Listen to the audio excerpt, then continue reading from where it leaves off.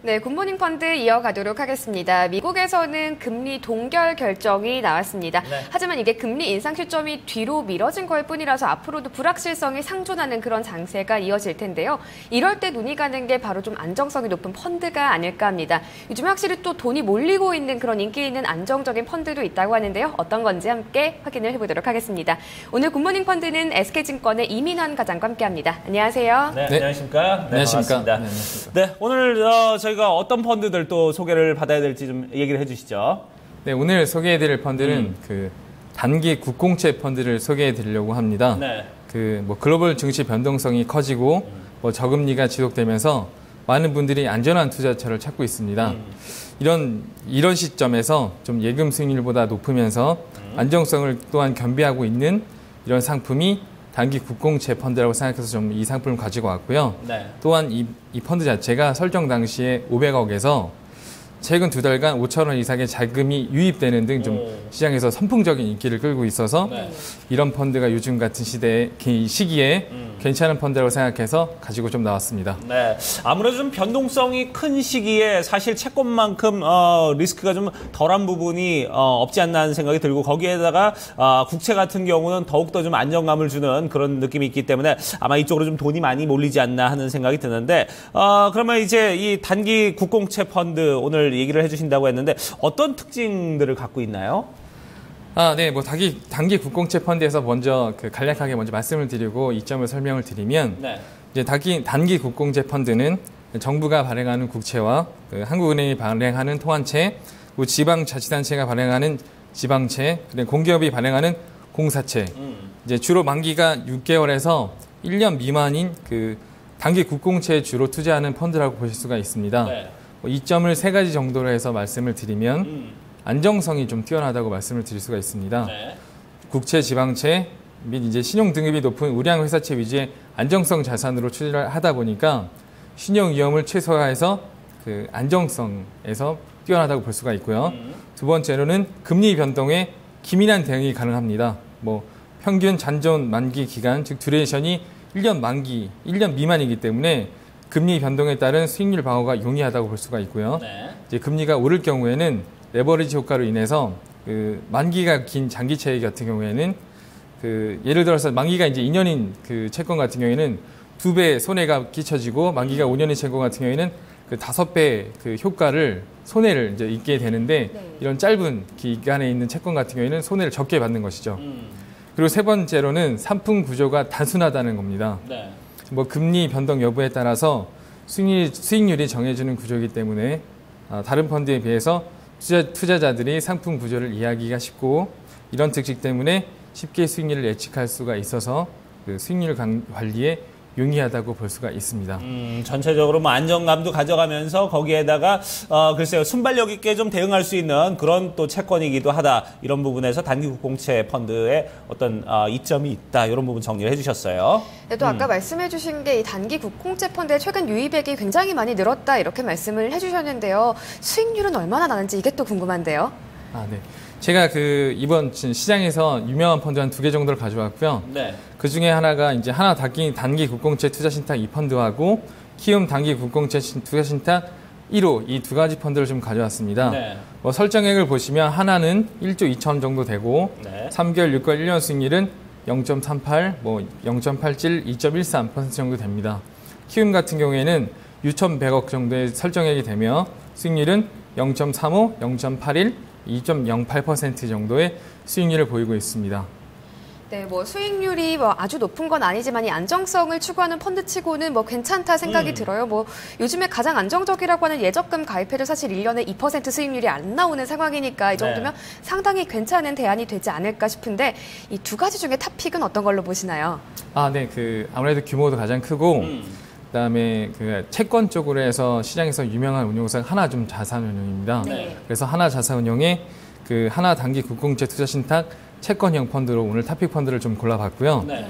이 펀드에 대해서 좀 말씀을 드리면 이 기존의 상품을 리디자인한 펀드라고 보실 수가 있고요. 리디자인한 후 운용 규모가 50억에서 1조 5천억으로 상당히 대형 펀드로 성장했다고 볼 수가 있습니다. 또한 이제 우수한 수익률로 인해서 최근 3개월간 자금 유입액이 4,200억 정도로 크게 들어왔습니다. 뭐 표를 보고 말씀을 드리면 2015년 5월에 뭐 88억부터 시작해서 6월에는 700억, 뭐 7월에는 2,500억, 8월에는 1,200억, 9월에는 1,000억 정도로 해서 3개월 동안 4,700억 정도가 유입된 것만 봐서도 이 상품이 굉장히 인기를 끌고 있다는 걸 볼 수가 있고요.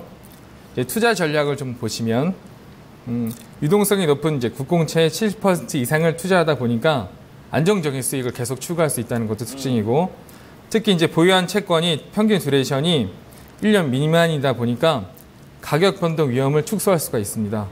또한 이제 필요시에는 파생 상품에 좀 더 투자해서 수익률을 극대화할 수 있다는 것이 이 펀드의 특징입니다. 또한 이제 항상 말씀드리는 거지만 그 자산운용사의 내부 리스크 시스템이 중요한데 하나 자산운용 같은 경우에는 멀티 모니터링 체계를 이용해서 투자 리스크를 인식하고 운용 위험과 내부 통제를 항상 잘 하고 있어서 이런 리스크 관리 방법으로 인해서 4월과 5월 금리 변동성이 심할 때는 편입채권의 잔존 만기를 좀 더 짧게 가져감으로써 대비를 했고, 7월 조선업체의 신용등급 대거 강등 이전에는 회사채와 기업어원 편입 비중을 좀 줄여서 이 수익률 방어에도 성공하는 모습을 보여왔습니다. 그렇군요.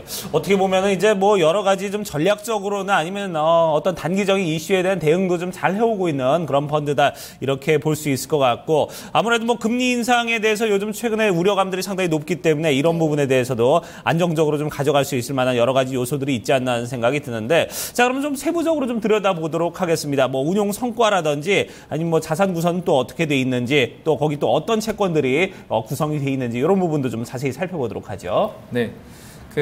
일단 올해 수익률을 보시면 연초부터 1.43%의 수익률을 보였고 1년 수익률은 2.13%입니다. 뭐 기존에 앵커분님께 말씀하셨던 것처럼 예금 수익률보다는 좀 더 높은 수익률을 보이고 있어서 아무래도 예금보다는 좀 더 높은 수익률을 보이면서 그런 상품에 가입하면은 이점을 보일 수가 있다는 걸 좀 들 수가 있고요. 그리고 다른 전체 단기 채권 펀드의 수익률이 1.35%인 거에 비해서 이건 1.43%이기 때문에 조금 더 아웃퍼폼 하고 있다는 걸 이 표를 통해서도 볼 수가 있습니다. 자산 구성을 통해서 이제 보시면 뭐 이게 채권형 펀드다 보니까 채권 구성 비용이 82% 정도 들어가는 건 맞습니다. 하지만 이제 유동성도 17% 정도를 가져가고 있다는 것은 다양한 좀 더 채권 비중을 늘리거나 좁힘으로써 수익률 관리를 하고 있다는 걸 좀 이 펀드가 보여주고 있다는 것입니다. 그리고 채권 보유별 보유 비중을 보시면 국채 평균이 유형 평균보다는 조금 더 높게 가져가는 것도 보실 수가 있고요. 특히 투수채와 기타 자산의 비중을 높여서 수익성을 추구하고 있다는 것도 보실 수가 있습니다. 다음으로 이제 채권 신용 등급별 보유 비중을 보시면 국공채와 트리플A, 더블A를 보실 수가 있는데, 트리플A 같은 경우에는 유형 평균보다는 작게 가져가고 있습니다. 하지만 이제 더블A 같은 경우에 유형 평균보다는 한 13% 정도 높게 가져감으로써 수익률에도 조금 더 영향을 끼칠 수가 있습니다. 특히 이제 보유하고 있는 채권 같은 것을 보시면 전체 자산의 4분의 1을 가량을 이제 듀레이션이 짧은 채권으로 구성을 하고 있어서 우량한 채권 위주로 가져가면서 안정성과 수익성 모두를 추구하고 있다는 것을 이제 편입 자산을 통해서 보실 수가 있습니다. 뭐 이제 정리해서 좀 더 말씀을 드리면, 뭐 개인적으로 저한테도 개인 재테크에 대해서 많이 물어보시는 경우가 있는데, 그런 경우에 지금은 유동성을 좀 가져가시고 나머지 좀 더 시장이 좋아지면 그때 이제 투자를 하라고 제가 말씀을 드리고 있습니다. 그럴 때 유동성을 가져가시는 것보다는 이런 단기 국공채 펀드에 투자를 하셨다가 시장이 좀 더 좋아졌을 경우에 다른 투자처를 찾는 것은 어떠실지 하는 그런 차원에서 이런 단기 국공채 펀드를 추천드리고 싶습니다. 네, 그래요.